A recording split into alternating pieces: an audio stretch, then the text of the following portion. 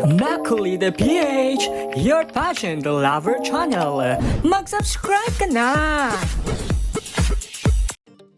Hindi talaga inakala ng maraming netizens na ganito ka-strong ang magiging laban ni Asia Rose Simpson sa Miss World 2026.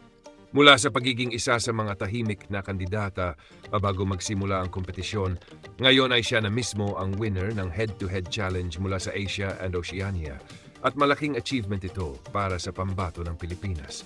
Pero hindi pa rito nagtatapos. Dahil sa kanyang pagkapanalo, haharap pa si Asia sa mga nangungunang kandidata mula sa iba't ibang kontinente para sa susunod na yugto ng head-to-head challenge.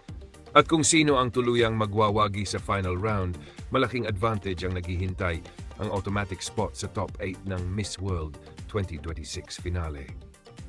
Kaya naman mas lalong umiinit ang laban ni Asia. Patuloy siyang sinusubaybayan ng mga pageant fans at netizens, lalo na matapos niyang ipakita ang kanyang galing sa pagsagot, confidence at malinaw na advocacy. Hindi na lang basta dark horse ang tingin sa kanya ngayon. Unti-unti na niyang pinatutunayan na isa siya sa mga kandidatong dapat bantayan hanggang Coronation Night. At maging ang mga sponsor at pageant insiders ay tila nakikita rin ang potential ni Asia. Sa Vietnam, habang papalapit ang grand finale, mas lalo namang lumalaki ang spotlight sa pambato ng Pilipinas.